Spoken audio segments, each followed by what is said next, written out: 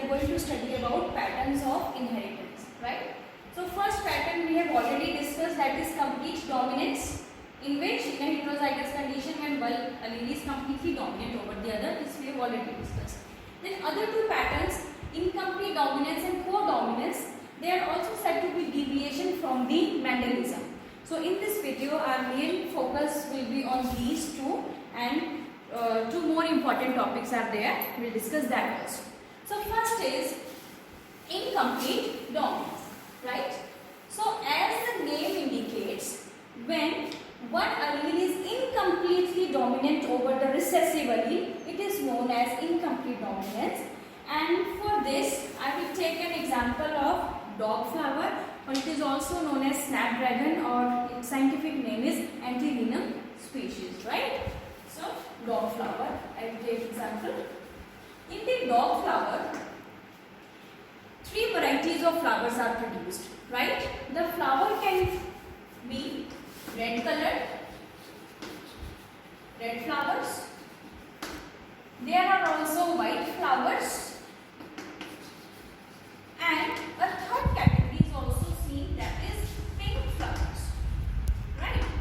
The genotype of red flowers is capital R, capital R. You can see that it is a dominant trait, right? So white flowers are represented by small r, and the pink flowers are shown by capital R, small r, right? So focus here. In the Mendelism, we discussed that when this capital alphabet is present, it is able to hide this small alphabet, right? But it is not the case here, right? Here, the R, capital R, that is for red flowers. The red flowers are dominating the white flowers, but not completely incomplete, right? So they are hiding incompletely. That is why if red is completely dominant over the white, the flowers will always be red, or they will sometimes they may be white. But since it is a case of incomplete dominance, we see a third variety also, that is the pink flowers. So red incompletely dominate over the white flowers, and pink colored flowers are produced, right?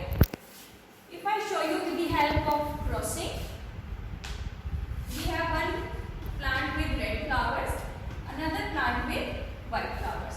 All the gametes of this plant will be this type, and here the gametes will be of this type.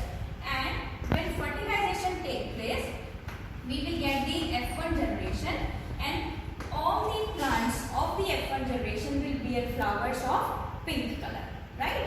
Okay. Then what is the ratio?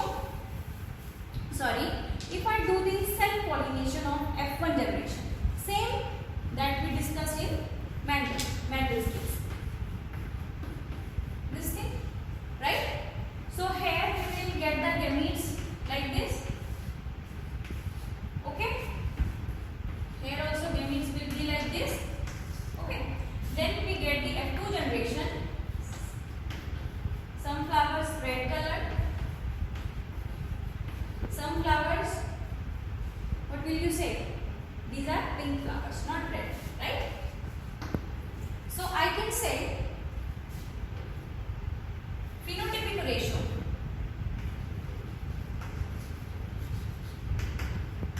Phenotypic ratio here is 1 red flower, 2 pink flowers, and 1 white flowers.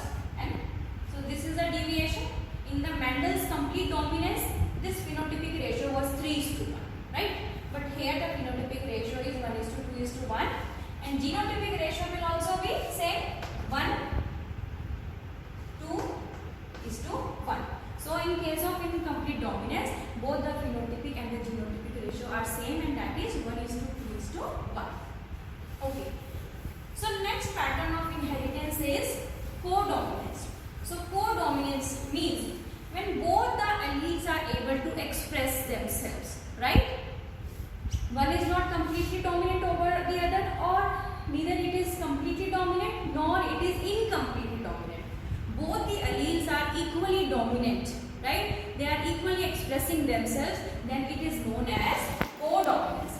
And a very good example of this co-dominance is blood groups, blood groups of human beings, right? So we have this ABO blood grouping, right? The blood groups in human beings are decided by a gene, that is gene I, right?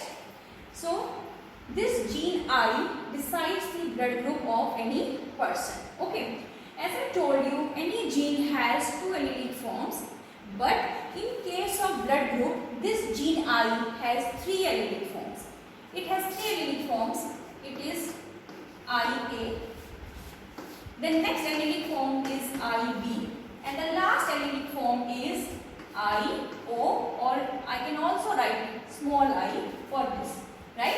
So three allelic forms, IA, IB, and the third one is IO, which can also be written as small I, right?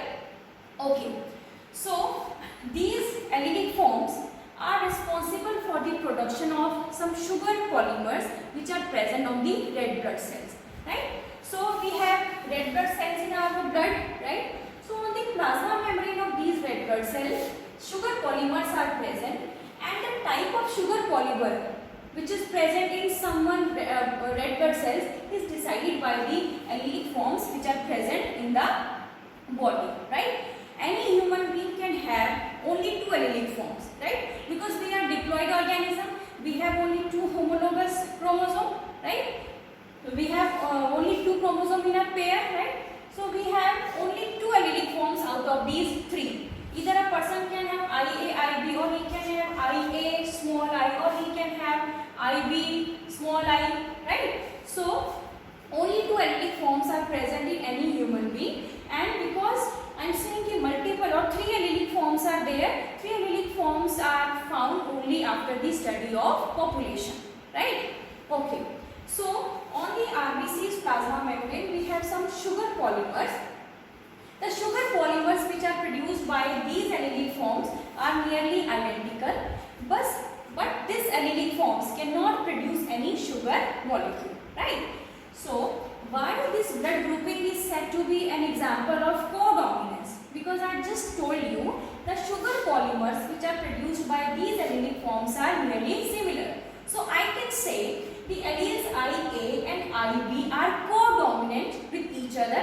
Whenever these alleles are present, the person will express both the allelic form A and B. But this allelic form I, it does not produce any sugar polymer, right? If the person has this allelic form, its RBC will not have any sugar polymer. So I can say this I is recessive to both A and B. I, A and B are codominant, but they are completely dominant over this third allelic form, that is I, right? So because of the presence of these three allelic forms, we can have variety of blood groups. Suppose a person has one allelic form as IA and the second allelic form is also IA, the blood group of that person will be A. If the person has one allelic form, this IA, and another is this, because it is a recessive, the person will again have the blood group A. If the person has IA and the second allelic form is B, because they are codominant, the person will have the blood group A, right? If the person has these allelic form, small I, then the person will be blood group O, right? So blood grouping in human beings, it's a very good example of codominance. Plus it is also an example of multiple alleles, because the gene I has three alleles right here and not the two, right? Then other than these two patterns of inheritance, we will discuss two important terms. The number one term is pleiotropy, right? Pleiotropy means when a single gene decides two different characters or more than one character, then it is known as pleiotropy, right? So it means when a single gene decides more than one character of an organism, then it is known as pleiotropy. And for this, we will take example of starch synthesis in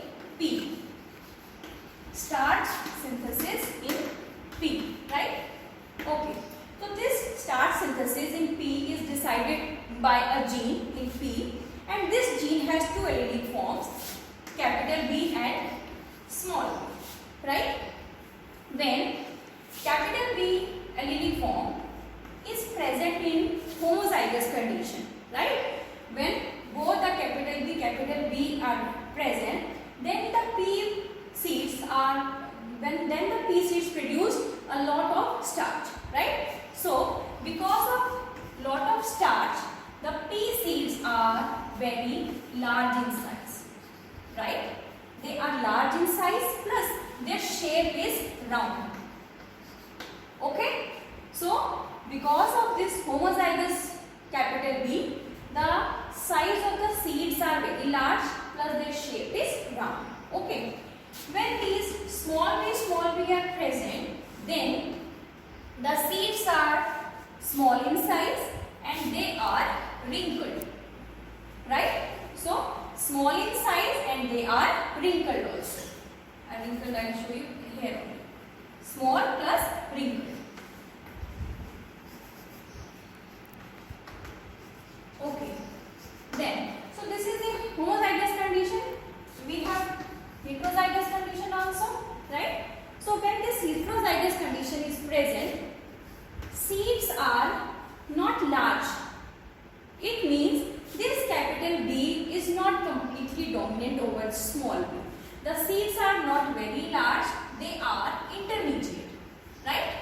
They are intermediate.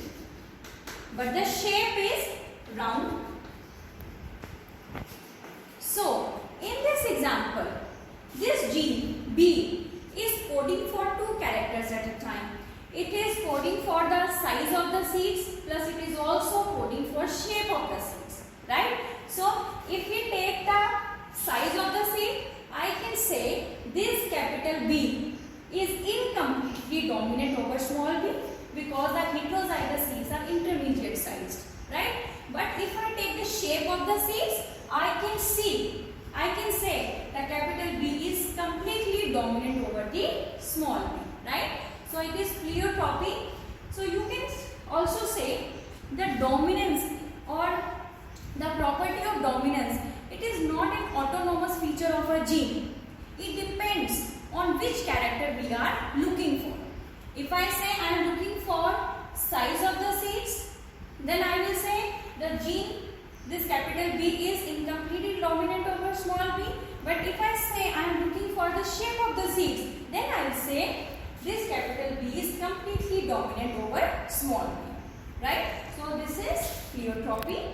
Then last topic of this video is polygenic inheritance. Okay. In pleiotropy, I told you single gene is coding for many characters, two characters in this example.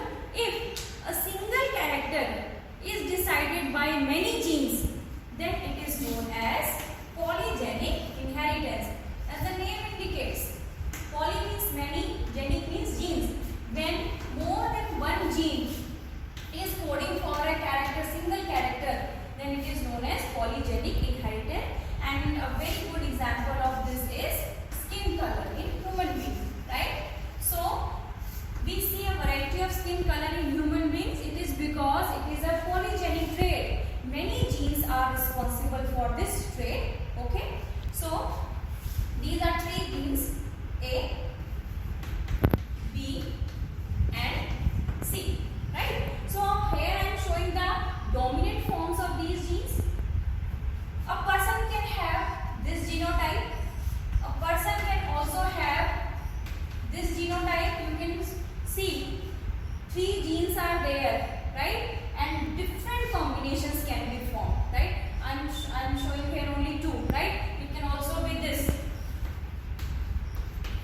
right? Many different genotypes can be formed. That is why we can see a variety of skin colors in human beings because it is a polygenic trait, right?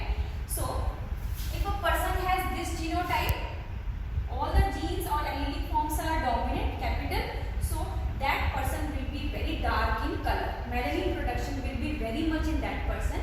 If a person has these allelic forms, these persons will be very fair in color and melanin production is almost nil in these persons, right? So I have shown only only 3 genotypes, multiple genotypes are possible.